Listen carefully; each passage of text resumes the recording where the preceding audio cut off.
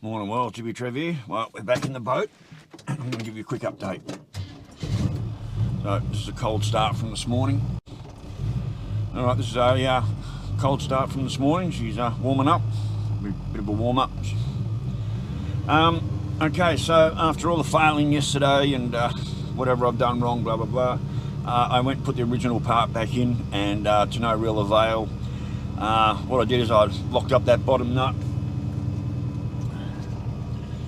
I locked up this bottom nut pretty much into the idler arm and just taped this in and out as far as I needed, as so, to get the height to clear the starter motor. But unfortunately, like that, there are just way too many threads poking out. So I went down to JJ's yesterday. I've ordered two brand new front tyres, 215 65 14s. They'll be here either tomorrow. They want me to drop the wheels off tomorrow, and they'll either be here tomorrow or they'll be back on Monday. It's $260 for two front tyres, fitted and balanced. And I've also got it booked in on Wednesday for a wheel alignment, and they're going to also have a go at replacing that idler arm. Now, I was talking to Ben yesterday. He's got a couple of these cars. He's a local mechanic there. He owns a couple of this model car. He was a bit stumped as well. So I had a bit of a chat to him, and he actually sent me a message last night, said come down to work. He's got some information for me, so I'm going to head down there right now and see what he's got to say. So hopefully he's got some interesting information. He was dumbfounded as well. We can't understand what's going on. Like, all I did was undo those two parts. I never removed the actual idler arm from the drag link. Yeah, it's just like, no, people, we sort of don't really know what's going on. Quite a few interesting comments. One said, oh, has the engine mount dropped on that side? Well, no, it hasn't. Look, there were a couple of comments that, you know, I do open myself up for sarcasm and criticism and all that. Well, that's just backing at me drive. That is YouTube life, when you put yourself out there on YouTube, as I do, and you do work and you're not a mechanic, as I am not.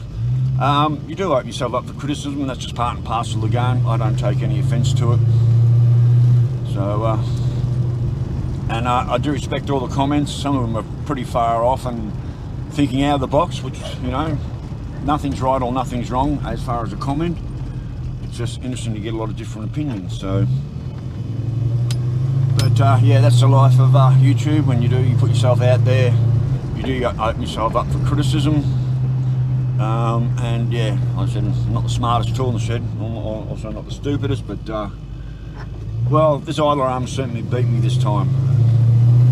There's not much that beats me, and there's not much that I give up on, but now I've got to the point where, okay, I'm definitely not getting anywhere.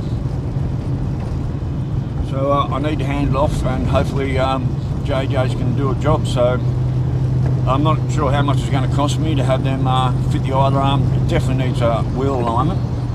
So I'm hoping they can get the idler arm in there and get a wheel alignment happening, because I don't want to be chewing out my brand new front tyres. I'll just spin you around as we go through town.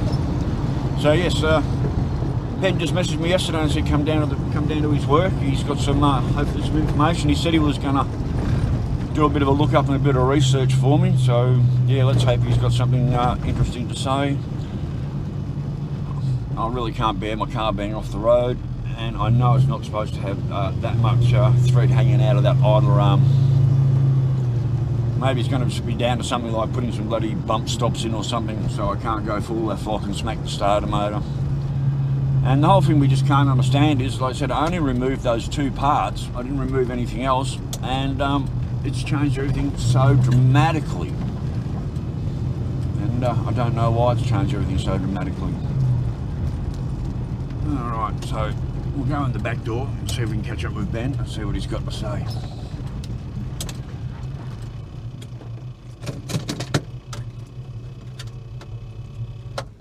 Alright, well, I'll just stay here until I get back.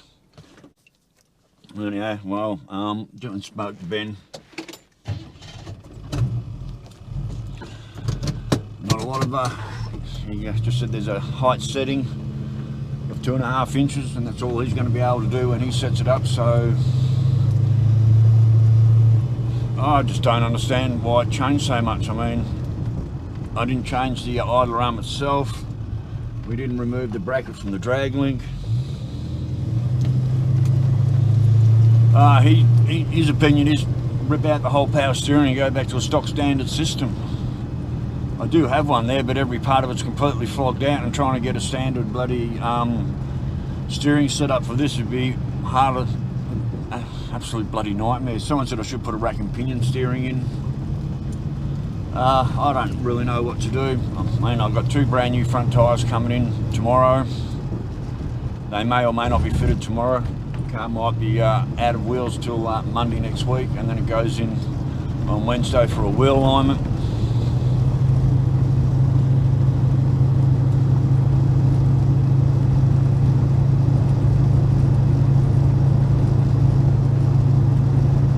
It's got me completely and utterly stumped. I'm just dumbfounded right now, and it's completely heartbreaking. I mean, she's driving, but those threads on that idler arm are way out more than they should be. Well, the only other thing is I just set it up and make sure I don't ever turn on full left lock. That's the only other way around it. Just set it up and make sure I don't do more than 1.5 turns on full left lock, and that way I won't be hitting the starter motor. He said something about putting one of those smaller high torque ones in that might clear it. I've got a high torque one there, but that was a bitch of a thing. Come on. And actually the last time I put it in the car, when I did crack my last starter motor and I was up Shit Creek for a few days, I've got a high torque starter there. I think it was for a 304 or something. I had to have extra washers for the bolts and all sorts of things, and it never lined up. Put it in and it wouldn't even throw the motor over. It's sort of just locked up. So I really do feel like I'm up Shit Creek at the moment.